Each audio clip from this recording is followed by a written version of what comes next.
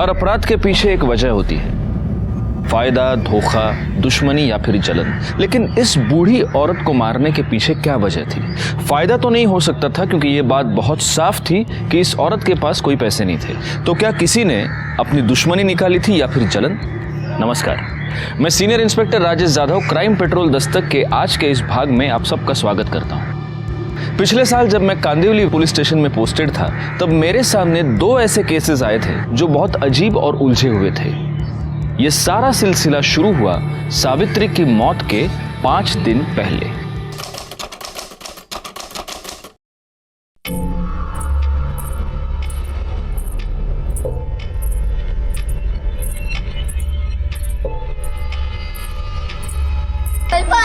आजा पकड़ मेरे को पकड़ अरे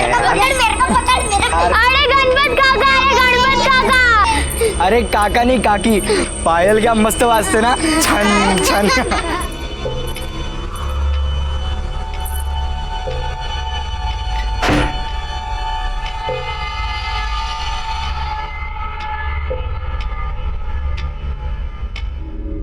सचिन, क्या कर रहे बेटा? क्या ढूंढ रहे तू? बाबा भूख लगी है और खाने को कुछ भी नहीं है। तेरे बाबा को पता था तुझे भूख लगी है। ये देख, मैंने तेरे लिए वड़ा पाव लाया हूँ। आजा, आराम से बैठ के खा। हाँ, और सुन, एक तेरे लिए और तेरे दीदी के लिए। हाँ, पूरा मत खाना, या तो बाद में तेरी दीदी मुझ पे चिल्लाएगी, मेरे लिए नहीं लाया, मेरे लिए नहीं लाया।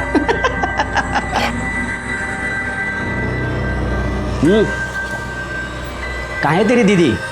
पता नहीं। पता नहीं मतलब? बाबा, जब से तुम गए हो मैंने भी उसे नहीं देखा। अरे देवा, सोनाली,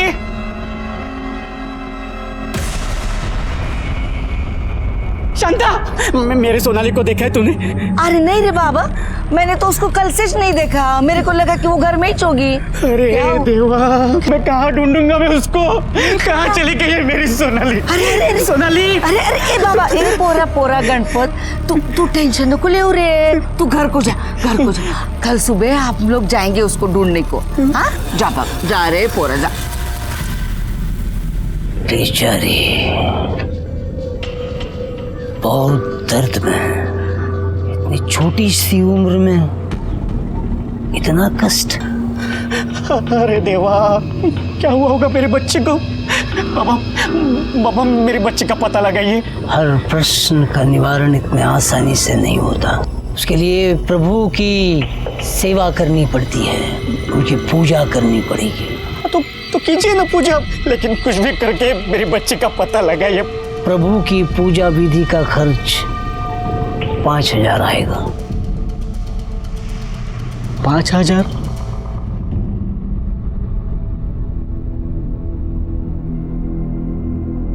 ले सुरेश, चाय ले।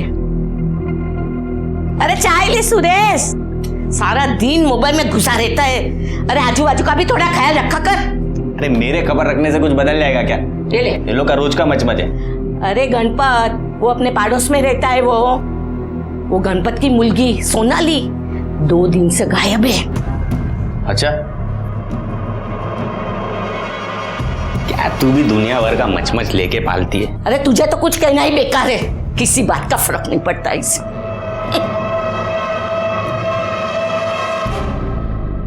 माँ, अच्छा हुआ आप लोग आ गए, हम आपको बहुत मिस कर रहे थे। आप लोग बैठिए, हम आपके लिए नाश्ता लेकर आते हैं। रोचा, तुम बैठो, हम लेकर आते हैं। अरे नहीं, आप बैठिए, हम लाते हैं। अरे तुम बैठो ना, हम लेकर आ रहे हैं। क्या दी, सही पति मिला है? अच्छा ही हुआ, उस नालायक से पीछा छूटा। शीतल, कहीं भी शुरू हो जाती हो, जो हो गया सो हो गया, बार बार कहने की क्या जरूरत है? कुठे घेऊन आलीस तू मला? अरे बराबर आहे, तू चल तर खरा, भेटेल बघ इकडेच, चल तू। ये तो तबेला है। बाबा ने बोला था ना, ऊपर पिवड़ा प्लास्टिक रहेगा, देख तो ऊपर पिवड़ा प्लास्टिक है ना। सोनाली अपनी इधर किधर होगी, देख इधर मिलेगी। चल देख। सोनाली, भाई साहब ये मेरी बेटी है, मेरी बेटी माझी मुलगी है। आपने इसे देखा है? आपने देखा है? भाई साहब बताए ना, ये यहीं पे है। बघा ना तुम्ही पण बघा ना, इसे देखा है? सोनाली है मेरी बेटी। बताए नहीं भाई, आज भौजाई आने वाली थी है। अरे भौजाई ना है, तुम्हारी लुगाई है। ए, ज्यादा शान पट्टी नहीं करने का, पहले से बोलती है मैं। हाँ, चुपचाप बताने का लड़की को देखा है कि नहीं, नहीं तो अभी के अभी फोन करके पुलिस को बुलाएगी मैं। हाँ नहीं, पुलिस को मत बताना, पुलिस को मत बताना। भाई साहब आप सिर्फ बताइए ना सोनाली यहाँ पे है क्या? देखिए भाई साहब, आपकी इस बच्ची को हमने लोगों ने नहीं देखा। रुचा, अरे कहाँ हो तुम रुचा? ये लो, मैंने सब्जियों की लिस्ट बना दी है, सब कुछ ले आना, कुछ भूलना मत। क्या करें, जब से शादी की है ना, हमें कुछ याद ही नहीं रहता। अच्छा, तो आपको ना बादाम खाने की जरूरत है, बादाम भी लेते आना।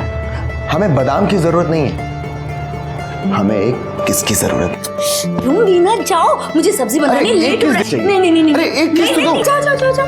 तुम भी ना।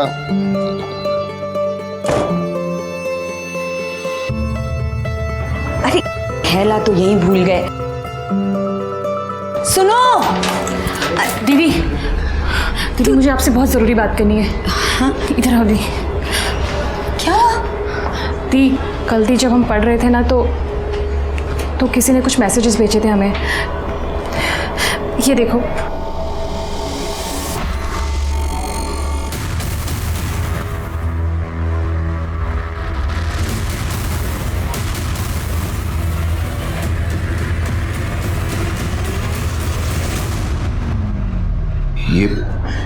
ये सब तुम्हारे फोन में कहाँ से आया?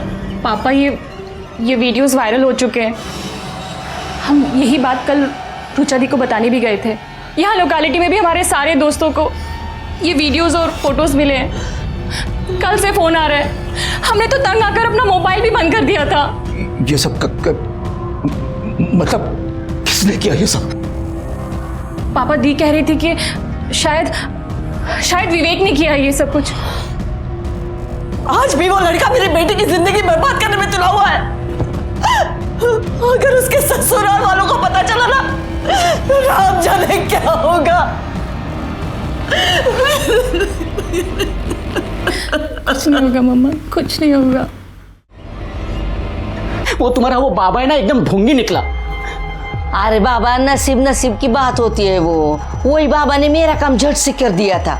इसके बाद से मैं तेरे को उसके पास लेके गई ना जाने बच्ची कैसी होगी। मेरा जी बहुत घबरा रहा है रे बाबा। अरे यहाँ पे मेरी जान निकली पड़ी है, मेरी बेटी है वो। उसको ढूंढने का एक रास्ता है मेरे पास। क्या? चल पुलिस के पास चलते। चल। नहीं, पुलिस के पास नहीं चलते, मैं खुद ढूंढ लूंगा। मुझे किसी की जरूरत नहीं है। नहीं। शिरके, फोन बाद में। सुनो, वड़ा पाव लेके आना। Okay sir. और कल जहाँ से लाए थे वहाँ से मत लाना, वहाँ अच्छा नहीं होता। वो आगे जो मंदिर है ना, वो मंदिर के पास एक नया वड़ा पाव वाला बैठता है, उससे लेके आओ। ठीक है सर। साहब, क्या हुआ? साहब, वो एक बच्ची के बारे में बात करनी है। कौन है रे?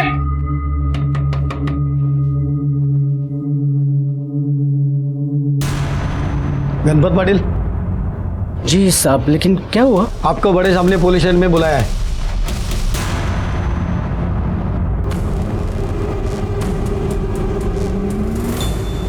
तुम्हारी बेटी पिछले 2 दिन से गायब है। तुमने पुलिस कंप्लेंट क्यों नहीं की? ऐसी बात नहीं है साहब। वो हमारे पड़ोस में शांता है ना, उसकी बातों में मैं आ गया। एक बाबा के पास लेके गई थी मुझे। 5,000 का चूना लगाया, फिर भी सोनाली नहीं मिली। भगवान जाने वो कहाँ चली गई है। मेरी बेटी कहाँ चली गई है। तुम करते क्या हो गणपत? साहब, मैं नाचा है, मतलब हमारा तमाशा का फड़ है। लावणी की टोली है हमारी। महाराष्ट्र में अलग अलग जगह हम नाच के खेल करते हैं। तुम्हारी बीवी क्या करती है? बीवी? मेरी कोई बीवी नहीं है साहब, मेरी कभी शादी भी नहीं हुई। अगर तुम्हारी शादी नहीं हुई तो ये बच्ची कहाँ से आई? कौन है सोनाली? वो तो मेरी बहन की लड़की है। मेरे बहन के मरने के बाद मैंने ही उसको अपनी बेटी की तरफ पाला है।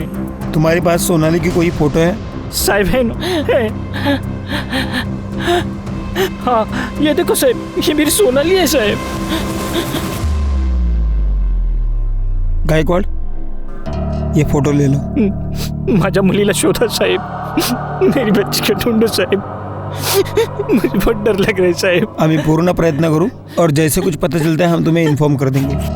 जी साहब, जी साहब। साहिब उसको ढूंढना साहेब।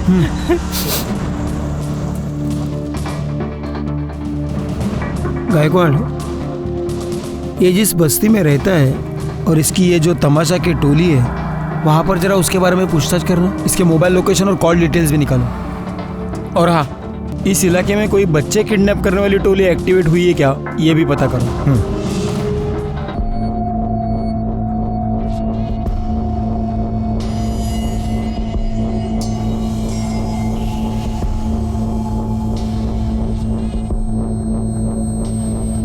बेटा तुम सोनाली को जानती हो? हाँ, वो मेरी दोस्त है। आखिरी बार उसे देखा कब था? मुझे याद नहीं है। अच्छा, सोनाली का अपने घर वालों के साथ रिश्ता कैसे था? मतलब आपस में झगड़े होते थे या ऐसा कुछ? नहीं, उसके बाबा तो उसे बहुत प्यार करते हैं।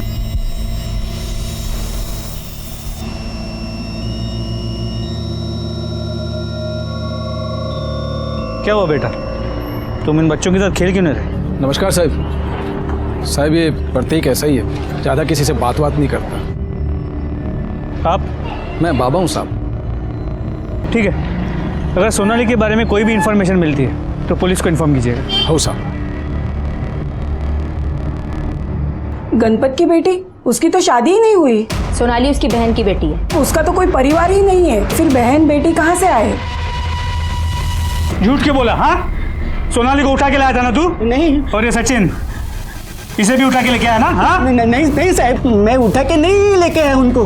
साहब वो 3 साल पहले मैं अपने तमाशा मंडली के साथ सातारा गया था, वहाँ पे मुझे सोनाली मिली। और अभी 6 महीने पहले ये सचिन मिला साहब। मैंने उठा के नहीं लेके आया उन्हें। साहब ये अनाथ थे, रास्ते में भटक रहे थे और उन्हें कोई देखने वाला भी नहीं था, तो मैं उनको अपने साथ लेके आया। मेरा तो कोई परिवार है ही नहीं ना साहब। और मैं जानता हूँ साहब, अनाथ और अकेले होने का दुख क्या होता है। मैं उन्हें अपना परिवार देना चाहता था साहब, आपका प्यार देना चाहता था। मैं उठा के नहीं लेके आया साहब। देखो गणपत, तुम ऐसे किसी को भी सड़क से उठा के घर पे नहीं लेके आ सकते। तुम्हें उन्हें कानूनी तौर पे गोद लेना होगा, और तब तक ये सचिन एनजीओ में रहेगा। सचिन मेरे बच्चे को मत लेके जाइए। सचिन मेरे बच्चे को मत लेके जाइए। माझ्या मुलाला नका घेऊन जाओ सचिन। हमारे वीडियोस और फोटोज वायरल करने की तुम्हारी हिम्मत कैसे हुई? तुम क्या कह रही है? वो सारे फोटोज और वीडियोस तो मेरे पुराने फोन में थे, और वो फोन में कब का बेच चुका हूँ। बेच दिया बिना वो वीडियोस और फोटोज डिलीट किए? तुम्हारा दिमाग खराब हो गया है क्या?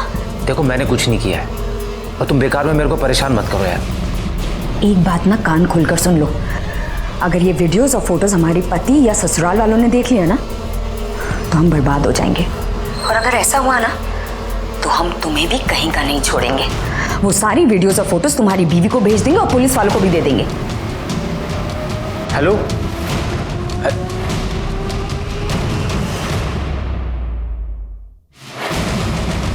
कौन था? अरे वो हेड ऑफिस से बॉस का फोन था। किसी लड़की से बात कर रहा था ना तू? मैंने आवाज सुनी। सोनाली 10 साल की बच्ची है, और 10 साल की बच्ची कहीं रास्ता भटक जाए ये थोड़ा सा इम्पॉसिबल लगता है। अब 2 ही ऑप्शंस बचते हैं, या तो वो अपनी मर्जी से कहीं गई है, या फिर किसी ने उसे किडनैप किया है। वहाँ के लोगों ने तो बताया कि सोनाली बहुत ही प्यारी बच्ची थी, गणपत के साथ भी काफ़ी घुली मिली थी।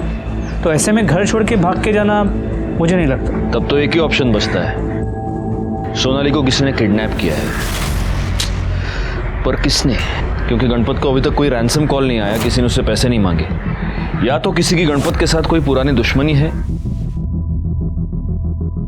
या फिर सोनाली फ्लैश ट्रेडिंग करने वाले किसी रैकेट में फंस गई है। तो गणपत की किसी के साथ कोई दुश्मनी की कोई बात सामने नहीं है, और खबरियों को अलर्ट कर दिया है। अगर कहीं भी कोई फ्लैश ट्रेड का रैकेट चल रहा होगा तो हमें इन्फॉर्मेशन मिल जाएगी। गायकवाड़, पता नहीं कि मुझे से बार बार लग रहा है कि इस केस में हमसे कुछ छूट रहा है। अच्छा एक बात बताओ, ये गणपत के घर के आसपास कोई सीसीटीवी कैमरा है? नहीं सर। अभी मलाड पुलिस स्टेशन से फ़ोन आया था, उन्हें एक 10 साल की बच्ची की लाश मिली है।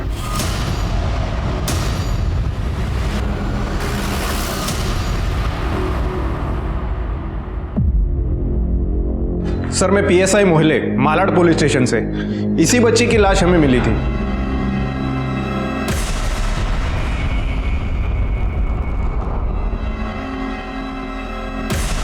सोनाली नहीं है।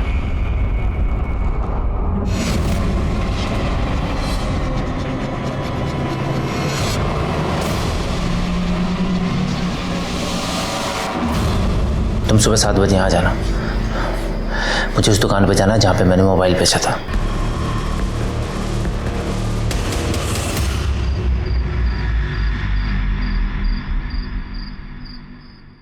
कह रहे प्रतीक, किधर? इतनी रात को किधर चला? हाँ? तेरे आई को मालूम है क्या? तो साफ साफ बता, मेरा मोबाइल किसको बेचा? क्या भाई, आपके साथ गलत नहीं करूंगा मैं। आप सुरेश के बॉस है ना, यही आपको मेरे पास लेके आया था। हाँ तो बता ना, मेरा मोबाइल किसको बेचा? अरे भाई 1 महीना हो गया आपका फोन खरीद कर, मुझे कैसे याद रहेगा किसको बेचा? तेरे अलावा दुकान में और कौन रहता है? मेरा भाई मनोज। कहाँ उसको बुला? वो यहाँ नहीं है, गाँव गया हुआ है, और उसे भी कैसे याद रहेगा? अच्छा आप बताइए तो सही, हुआ क्या है? हुआ नहीं है, होने वाला है। तुझे पता है तेरी वजह से कितनी जिंदगियां बर्बाद होने वाली है?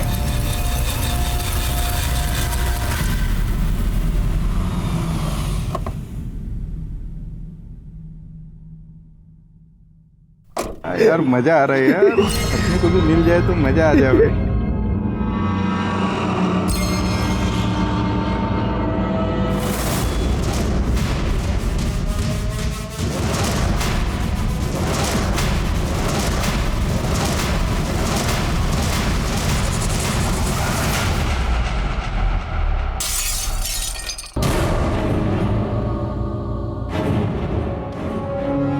हमने कभी नहीं सोचा था कि हमारी शादी ऐसी कैरेक्टरलेस लड़की से हो रही है। अच्छी तरह से समझ गए कि क्यों तुम्हारे माँ बाप शादी करने की जल्दी किए बैठे थे, क्योंकि उन्हें तुम्हारी सारी करतूत पता थी और अपना पाप हमारे हमारे गले में बांध दिया। अतुल, हमारी बात मान लीजिए, ऐसा नहीं है जैसा। चुप करो तुम, अब कहने सुनने के लिए कुछ नहीं बचा है। उस वीडियो में तुम ही हो ना? बोलो, तुम ही हो ना उस वीडियो में? चलो यहाँ से, हमारे घर से, हमारी जिंदगी से। आइंदा हम तुम्हारी शक्ल कभी नहीं देखेंगे, समझे तुम? निकलो अतुल प्लीज, निकलो, हमारी बात सुनिए अतुल, अतुल हमारी बात सुनिए। निकलो, जाओ।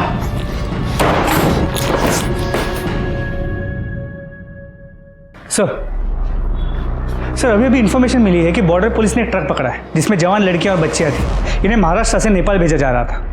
एक काम करो, उनको इमीडिएटली सोनाली की फोटो भेजो और पता करो सोनाली उन लड़कियों में है क्या। अच्छा, मैंने उस गणपत के CDR और मोबाइल लोकेशन मंगवाए थे, उसका क्या हुआ? सर उसका मोबाइल लोकेशन और CDR बिल्कुल क्लीन है। जैसा उसने कहा था, 1 तारीख की सुबह वो कांदिवली वेस्ट से निकला, फिर वापस घर आया और उसके बाद वो सीधे नासिक चला गया। वो 2 तारीख को वापस आया। वापस क्यों आया? सर नमस्ते। बोलो। साहब वो सोनाली है ना?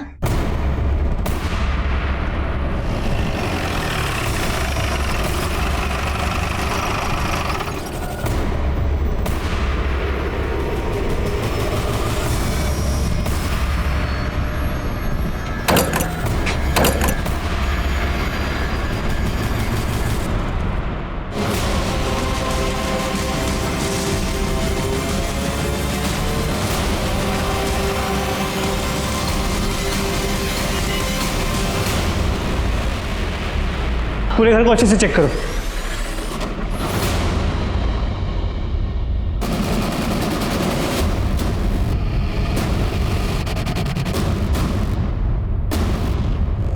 ये कपड़ा किसका है? मेरा है।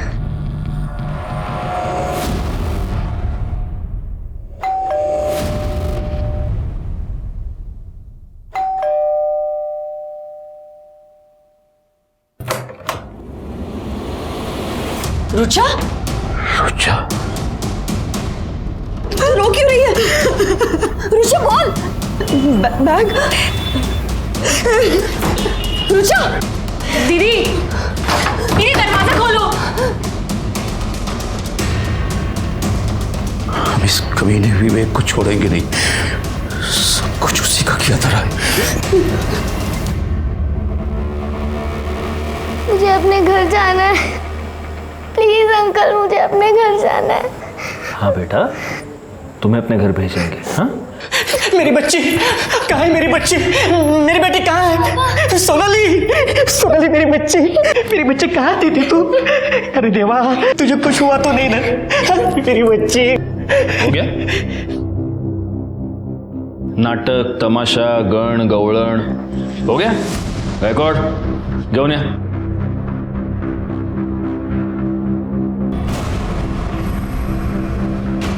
बोल रहे सर, गणपत काका ने मेरे को पैसे दिए थे सोनाली को वहाँ बंद करके रखने के लिए। क्यों गणपत, सच बोल रहा है? जी साहब। ये कौन सा तमाशा है गणपत? अपनी बेटी को किडनैप करवाया, उसे बंद करके रखा, किस लिए? मेरी मजबूरी थी साहब। साहब 1 तारीख को नासिक में मेरे लावणी का खेल था, इसलिए 1 तारीख को मैं सुबह सुबह नासिक के लिए निकला और आधे रास्ते में मेरे को याद है कि मैंने नाटक के कपड़े लिए नहीं, वो मैं घर पे ही भूल गया, तो मैं वापस घर पे आया था। इसीलिए उस दिन तेरा मोबाइल लोकेशन वापस तेरे घर का था। मेरी बच्ची भी ना हमेशा ऐसा घर खुला छोड़ के कहीं चली जाती है।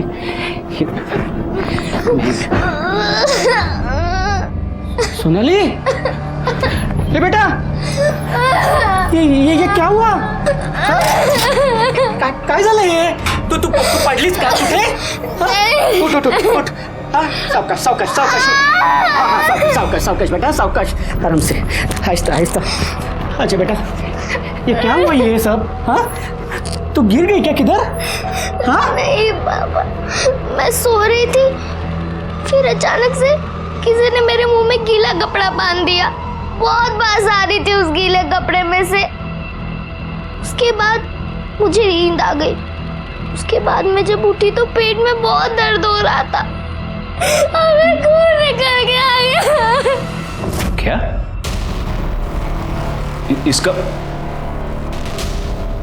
इसका मतलब इस बच्ची के साथ रेप हुआ? जी सर।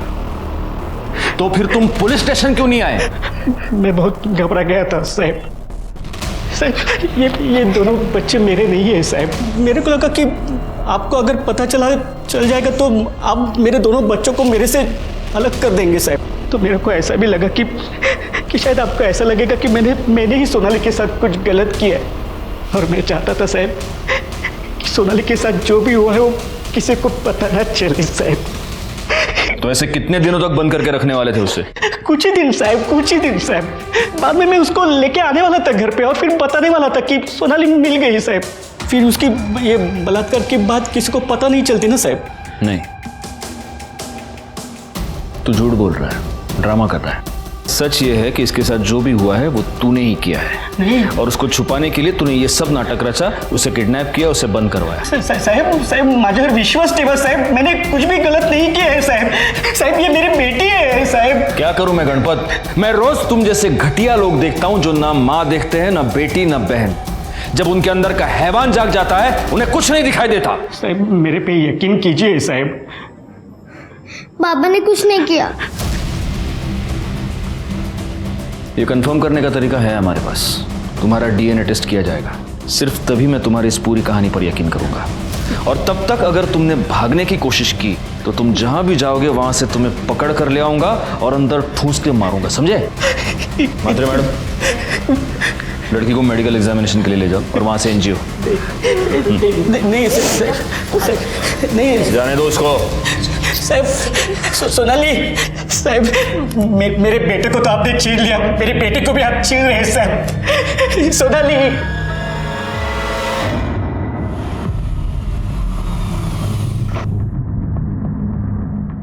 तो आप इस विवेक थापर की कंप्लेंट क्यों लिखवाना चाहते हैं? क्योंकि उस कमीने ने हमारी बेटी की जिंदगी बर्बाद कर दी है। हमारी बगल की कॉलोनी में विवेक 1 साल से रहता था। धीरे धीरे उसने रुचा के साथ में नजदीकियां बढ़ा ली।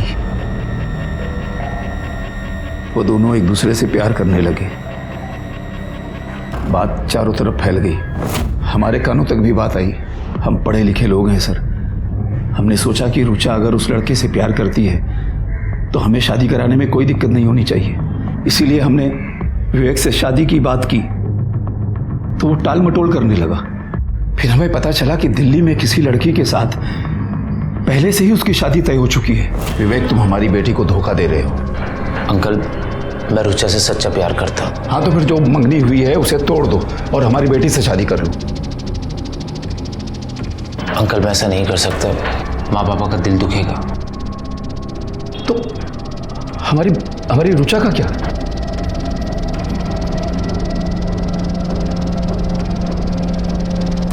I am sorry. उसने हमारी बेटी की जिंदगी बर्बाद कर दी थी। रुचा टूट गई थी। 6 महीने पहले रुचा को समझा बुझा कर हमने उसकी शादी अतुल से कर दी। सब कुछ ठीक ठाक चल रहा था, बहुत खुश थी हमारी बेटी वहां कि अचानक इस विवेक ने कुछ अपनी और रुचा की व्यक्तिगत फोटोज और वीडियोस सर्कुलेट कर दिए। हमारी बेटी की जिंदगी बर्बाद हो गई सब। उसके पति ने उसे छोड़ दिया है। सर, ये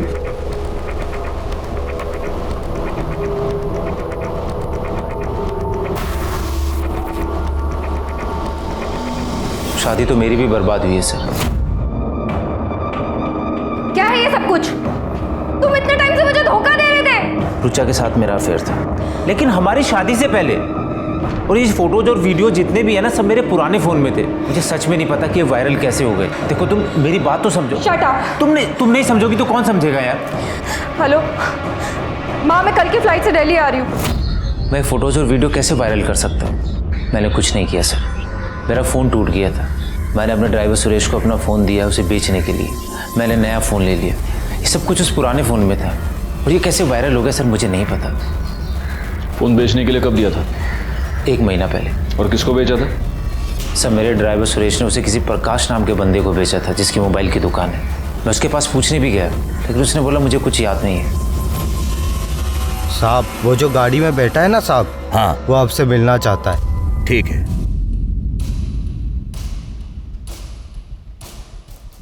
वॉचमैन ने बताया कि आप हमसे मिलना चाहते हैं। क्या बात है? बात क्या होगी? तेरी बेटी देखी से ना, एकदम फ्रेश। वैसे ओवरनाइट का क्या चार्ज करती है? अबे कमीने इंसान, क्या दलाल समझ के रखा है हमें? हाँ, दोबारा नजर आए तो जान से मार देंगे। हाँ, छोड़िए ना साहब, हमारी बेटी के बारे में, छोड़िए, हमारी बेटी के बारे में बात कर रहा है। अरे जान से मार देंगे, जान से मार देंगे अगर दोबारा दिखाई दिया तो। हमारे मुंह में कालिक फुट गई है, सब तुम्हारी वजह से। तुम्हें पता भी है क्या हुआ है? हम मार्केट गए थे सब्जी लाने,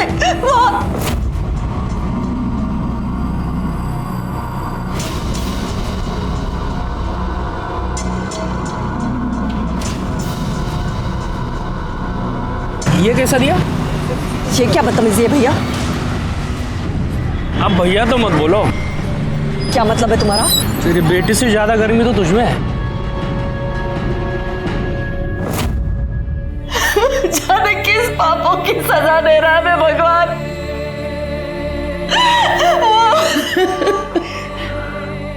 हमें तो लोग यहाँ दलाल समझने लगे हैं।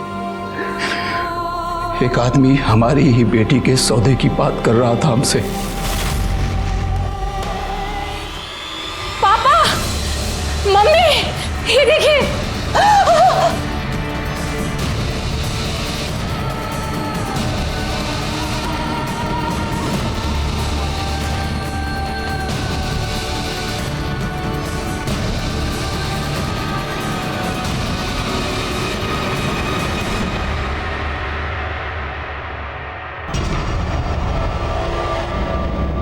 अतुल फोन नहीं उठा रहा है, हमसे बात तक नहीं करना चाहता।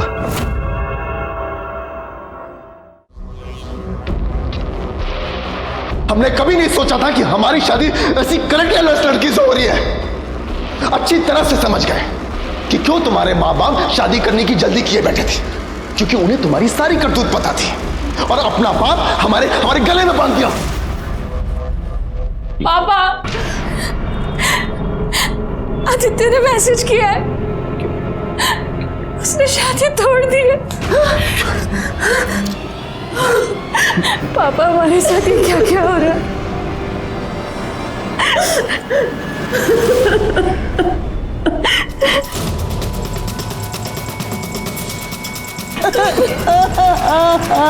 दीदी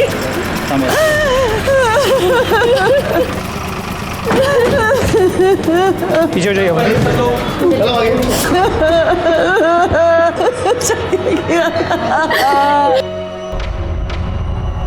ये सब कैसे हुआ? पता नहीं सर, हम लोग तो घर पर थे, लेकिन ये सब विवेक ने किया है। गायकवाड़, बॉडी को पोस्टमार्टम के लिए भेज दो। और एक काम करना, इनके घर की तलाशी लो, देखो कोई सुसाइड नोट मिलता है क्या। सर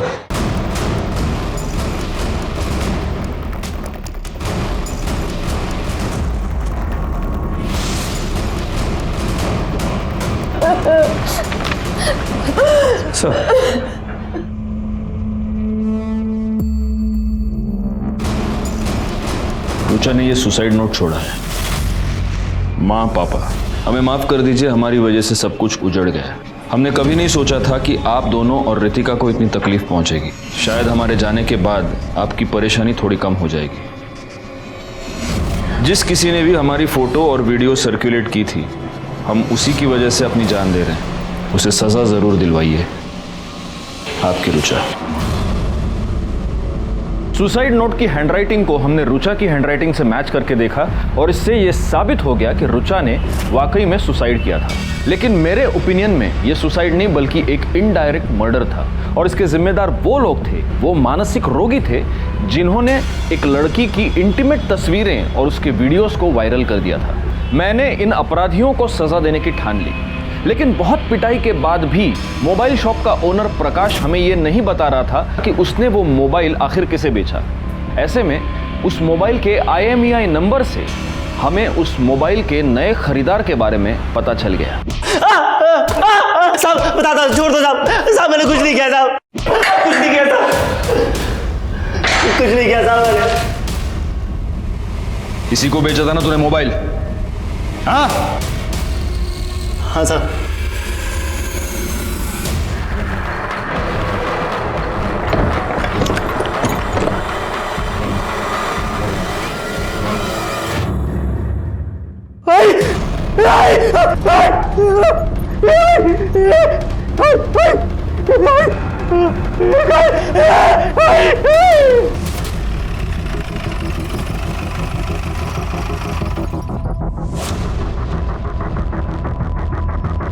सर, चाकू से स्टैप करके मारा गया है। घर में आसपास कहीं भी कोई मर्डर वेपन नहीं मिला और ये इनका बेटा है सुरेश।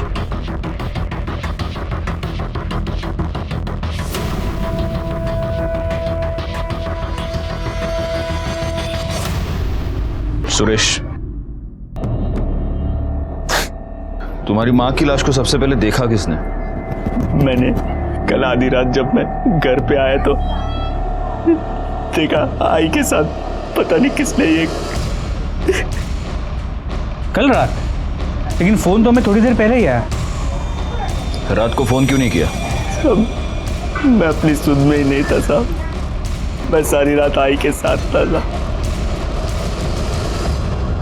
गायकवाड़, बस्ती में आसपास जरा चेक करो, कहीं कोई CCTV कैमरा है क्या? जी सर। तुम्ही ने रुचा और विवेक का वीडियो वायरल किया था ना? पिछले 2 दिन से कहाँ थे तुम? मैं बहुत डर गया था साहब।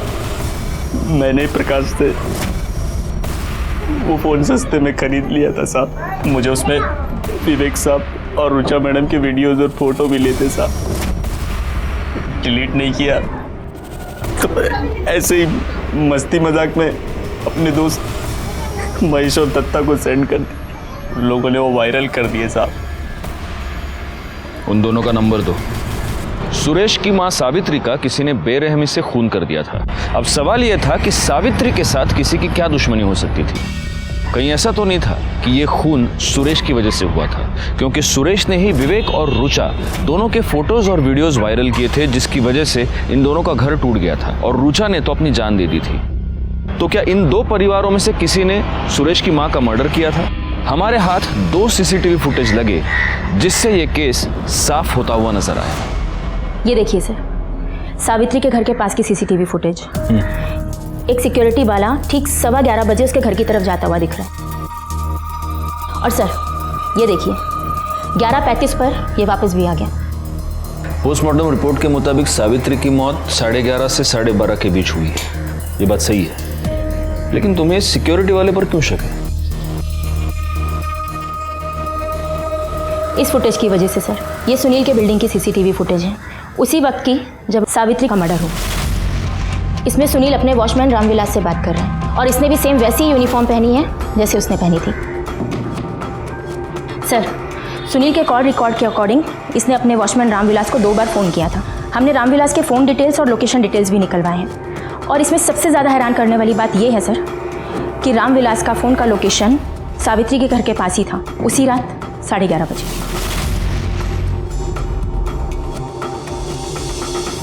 गायकवाड़, इस रामविलास को उठाओ और सिन्हा को भी। सर, गुस्सा तो बहुत आया होगा तुम्हें सुरेश पर। बहुत। तो सुरेश को मारते उसकी मां को क्यों मरवाया? हमने किसी को नहीं मरवाया साहब। हाँ, मरवाने की कोशिश जरूर की थी।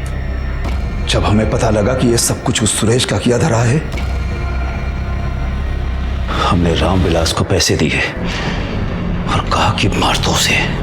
कितने की सुपारी दी थी? हाँ? 50,000।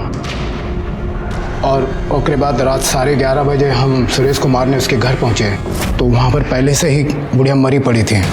कोई 10-15 मिनट पहले किसी ने मारा होगा और वो सब देखकर हम घबरा गए और वहां से भाग पड़े। झूठ बोल रहा है तू। सच ये है कि तू सुरेश को मारने उसके घर गया, लेकिन गलती से तूने उसकी माँ को मार दिया। और अब मुझे तू कहानी सुना रहा है। हाँ? हथियार की तरह बोल। साहब सच। चुप! हथियार की तरह बोल। विश्वास कीजिए साहब, हमने नहीं मारा है उसको। वो पहले से मरी पड़ी थी साहब, उसका मर्डर हमने नहीं किया है। ऐसे नहीं माने भाई। गायकवाड़, दोनों को अंदर रखो और अपने तरीके से पूछताछ करो। वो सच कह रहे हैं साहब, वो बुढ़िया मरी पड़ी थी साहब। अरे साहब, हमको क्यों पकड़ रहे हैं साहब? अरे हमको क्यों मार रहे हैं साहब? पेपर वर्क पूरा होना चाहिए ना मात्रे मैडम। इसमें वो कॉल डिटेल्स की रिपोर्ट है ही नहीं। ऐसे कैसे काम करते हैं आप? सर, और तुम लेट क्यों आए? हाँ? और पुलिस स्टेशन है का धर्मशाला है? सर सर सर, आपके लिए वड़ा पाव लेके आया हूँ। वो गणेश नगर में नई शॉप खुली है ना, जहाँ हमेशा भीड़ होती है, वहाँ लाइन में खड़े लेके लाया हूँ आपके लिए। लीजिए। पहले म्हात्रे मैडम को खिलाओ। लीजिए लीजिए। Thank you sir. ये अच्छा काम किया तुमने गायकवाड़। सर, मिर्ची। हाँ हाँ, दो।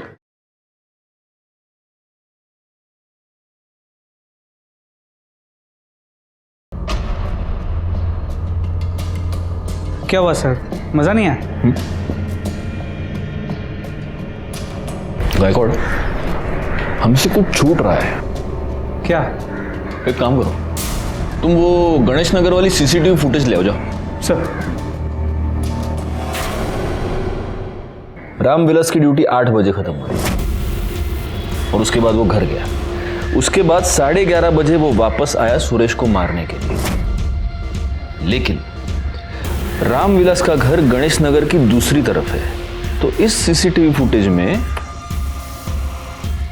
ये इस तरफ से कैसे आ रहा है जहां से तुम वड़ा पाव लाए? मतलब ये रामविलास नहीं है, तो फिर ये सिक्योरिटी गार्ड कौन है?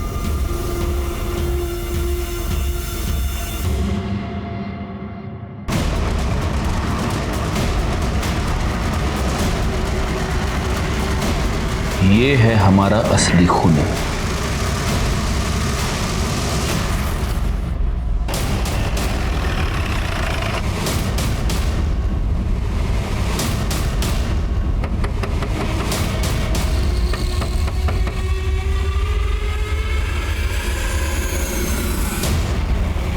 अब क्या लेने आए हो साहब? मेरा बेटा, मेरी बेटी, सब तो छीन लिया आपने। इस बार हम तुम्हारे लिए खुशखबरी लेके आए। खुशखबरी? हाँ, तुम्हारा डीएनए सोनाली के कपड़ों पे मिले सीमेन के डीएनए के साथ मैच नहीं हुआ। मतलब ये प्रूव हो गया है कि तुमने सोनाली का रेप नहीं किया। और ये मैडम एनजीओ से, ये तुम्हारा घर चेक करके बताएंगी कि क्या तुम सोनाली और सचिन को रखने के काबिल हो या नहीं। लेकिन साहब एक मिनट, अगर तुम इस टेस्ट को पास करते हो तो सोनाली और सचिन हमेशा के लिए तुम्हारे। मैडम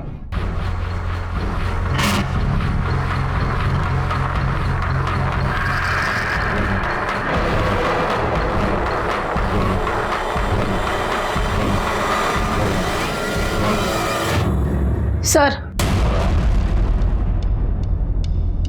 नहीं ये ऐसे ही है। नहीं साहब, गणपत यहाँ लाओ। साहब कुछ नहीं है साहब। कुछ नहीं है ना? कुछ नहीं है ना? कुछ नहीं तो है दिखाओ। साहब।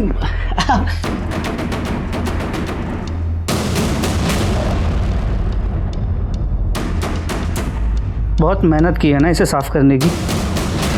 लेकिन गणपत तुम एक बात भूल गए, अपराध के निशान इतने आसानी से साफ नहीं होते।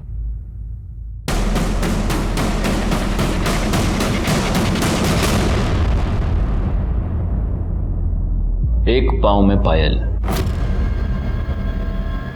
ये पायल देखने के बाद ही मैं समझ गया था कि वॉचमैन के कपड़े पहने हुए तुम ही हो, और फिर तुम्हारा घर भी तो सुरेश के घर के बाईं तरफ है। अब सब सच बताओ गणपत, वरना बिना ढोलकी के यहीं पर लावणी करवा दूंगा तुझे।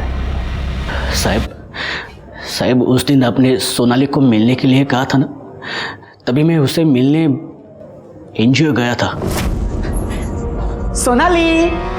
पापा पापा मेरी बच्ची, एक अशियस्त हुआ। बाबा उस दिन सुरेश काका ही आए थे, उन्होंने ही किया था ये सब, और यही कपड़े पहने थे उन्होंने। मैं सुरेश को जानता था साहब, चाली में आते जाते मुझसे मिलता था, और चाली में सबको पता चलता था साहब कौन कहाँ पे आ रहा है, कहाँ पे जा रहा है। शायद उसको भी पता चला होगा कि मैं घर पे नहीं हूँ और सोनाली घर पे अकेली है, तभी उसने सोनाली के साथ तभी मैंने सोचा था साहब उसको उसके किए की सजा मैं दूंगा। लेकिन फिर तूने उसकी माँ को क्यों मारा? क्योंकि सावित्री ने उसको अपने कोख से पैदा किया था, उस राक्षस को। ये उसी का बाप था, और मैं पागल हुआ था साहब, मुझे बदला लेना था। लेकिन सुरेश तो घर पे नहीं था, वो तो भाग गया था।